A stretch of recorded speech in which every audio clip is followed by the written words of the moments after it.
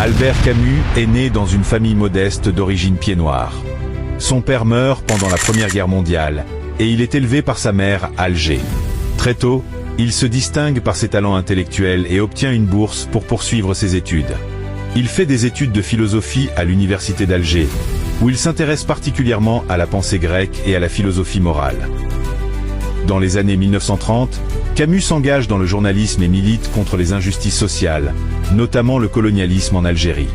Il publie ses premiers essais et pièces de théâtre, puis connaît un immense succès avec son roman L'étranger en 1942, souvent considéré comme une œuvre phare de l'absurde. Il développe ensuite sa réflexion philosophique sur l'absurde, qu'il oppose à une vision rationnelle du monde. Cette pensée culmine dans le mythe de Sisyphe 1942, essai dans lequel il affirme que l'homme doit donner un sens à sa vie, même si l'univers en est dépourvu. Il continue avec La Peste 1947, un autre roman majeur, et L'Homme révolté 1951, qui provoque une rupture avec Jean-Paul Sartre. Engagement.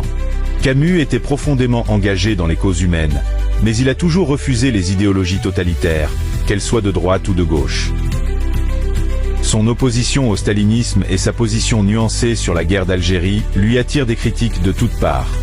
En 1957, à seulement 44 ans, Albert Camus reçoit le prix Nobel de littérature pour l'ensemble de son œuvre, marqué par la clarté de son regard sur la condition humaine.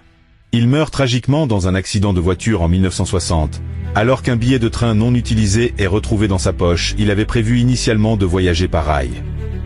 Albert Camus est aujourd'hui considéré comme l'un des plus grands écrivains et penseurs du XXe siècle. Ses œuvres continuent d'être étudiées et admirées dans le monde entier pour leur lucidité, leur humanisme et leur engagement moral.